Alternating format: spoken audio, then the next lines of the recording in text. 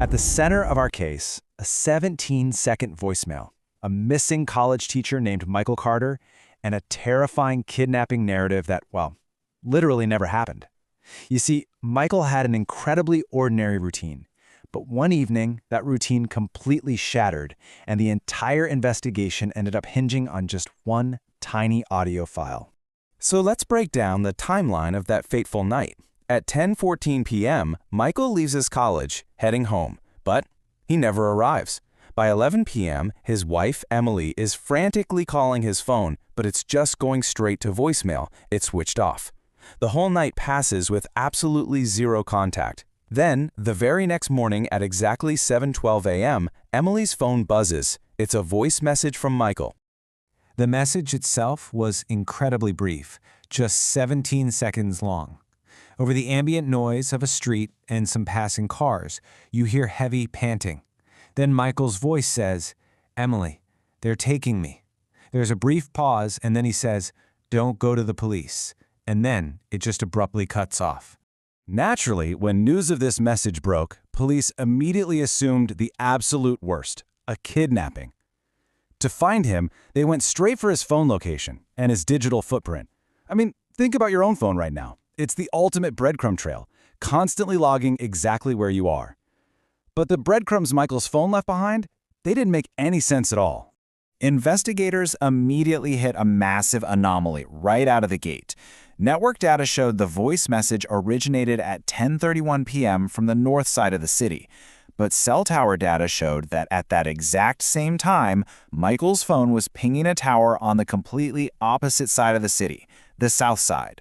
18 kilometers. That's the distance between the north side, where the message supposedly originated, and the south side, where the phone actually was at 10:31 p.m. To put that into perspective, it is physically impossible to cover an 18-kilometer gap across a dense city in a matter of seconds. The geography of the crime was completely broken.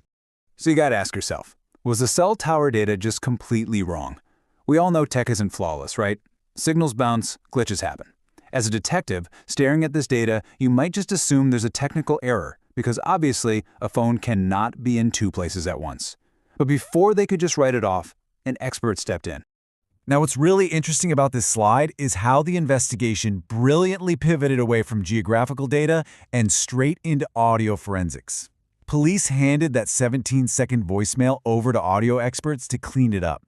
And hidden beneath the sound of the cars and Michael's panting, they found something incredibly subtle. A very specific mechanical noise. Because that noise, it wasn't just a regular car horn. It was a very specific automated warning signal from a local city railway crossing. Police pulled the logs for that exact crossing and found the signal went off at exactly 10:06 p.m. But remember, the message timestamp was 10:31 p.m. The room basically went silent. The message wasn't recorded at 10:31. It was pre-recorded. Okay, just let that sink in for a second, because it changes the entire case.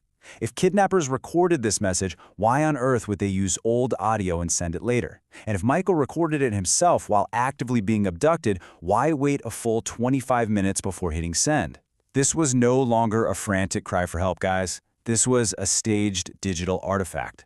To make sense of this wild twist, police had to look closer at Michael. I mean, who stages a kidnapping? Well, he was a quiet, polite college teacher with zero known enemies, no major financial debts, and a really stable family life. A complex, high-tech kidnapping made absolutely no sense for his lifestyle. The motive was just completely missing. The investigation basically hit a brick wall until day 3, when digital forensic teams analyzing Michael's personal laptop made a massive breakthrough. They managed to recover a deliberately deleted folder. The title of that folder? Evidence. Turns out this was no random kidnapping. Inside that folder was an absolute treasure trove of whistleblowing material. Michael had been quietly collecting data on massive, million-dollar corruption within his college's accounts department. We're talking fake bills, forged signatures, the whole shebang. But the absolute most crucial piece of evidence in there was a single, hidden video file. In that hidden video, Michael stares directly into the camera and delivers this incredibly chilling line. "If something happens to me, don't believe the kidnapping story." He knew. He totally anticipated his own demise, and he knew exactly how they were going to try and cover it up. Armed with this video, the police realized that the 17-second voicemail sent to Emily had been manipulated, so they went digging through the raw data of Michael's phone, desperately searching for the original source file. And sure enough, they found it. The uncut, totally unedited master audio file. They hit play on that unedited file, and it started exactly the same. "Emily, they're taking me. Don't go to the police." But then the audio kept going. In the hidden seconds that had been deliberately cut out, Michael's voice drops to a low whisper, and he says, "Because they want everyone to believe it's a kidnapping." And this brilliantly illustrates exactly what Michael was doing. He didn't just record a warning, he built a premeditated trap. Knowing he was likely going to be killed and knowing his enemies would try to fake his kidnapping to buy themselves some time, Michael pre-recorded the audio of his own fake kidnapping. He literally weaponized their anticipated cover-up against them. So the spotlight immediately swings back to the college. Who stood to lose everything if this corruption was exposed? Enter Daniel Ross, the head of the accounts department. He was the one funneling the money, and Michael had gathered all the proof necessary to completely ruin him. Daniel really thought he'd pulled off the perfect crime. His plan was brutal, but to him, it probably seemed foolproof. Step 1. Lure Michael to a meeting. Step 2. Murder him. Step 3. Take Michael's phone, find the audio file Michael seemingly recorded in a blind panic, and send it to Emily. Daniel thought he was using Michael's final words to send the police on a wild goose chase. So the crucial point is, Daniel was an accountant, not an audio forensics expert. He didn't listen closely to the background of the audio file he stole. He had no idea that the automated train horn from 10:06 p.m. was permanently embedded in the background noise. He thought he was sending a real-time plea for help at 10:31, but he was actually transmitting an unbreakable forensic timestamp. When they finally combined the location data, the CCTV footage, the bank transactions, and this undeniable audio timestamp, the case was airtight. Daniel Ross was found guilty. And as the gavel came down, Detective Ethan Brooks looked at Daniel and delivered a line straight out of a movie script.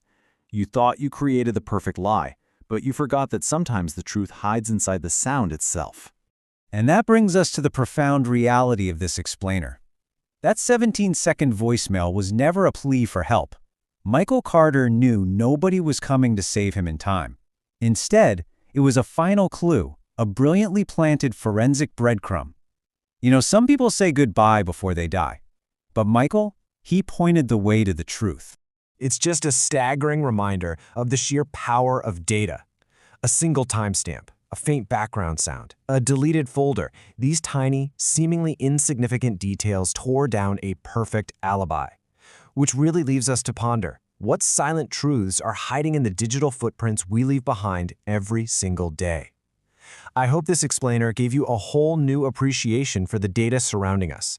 Thanks so much for joining me, and keep questioning the details.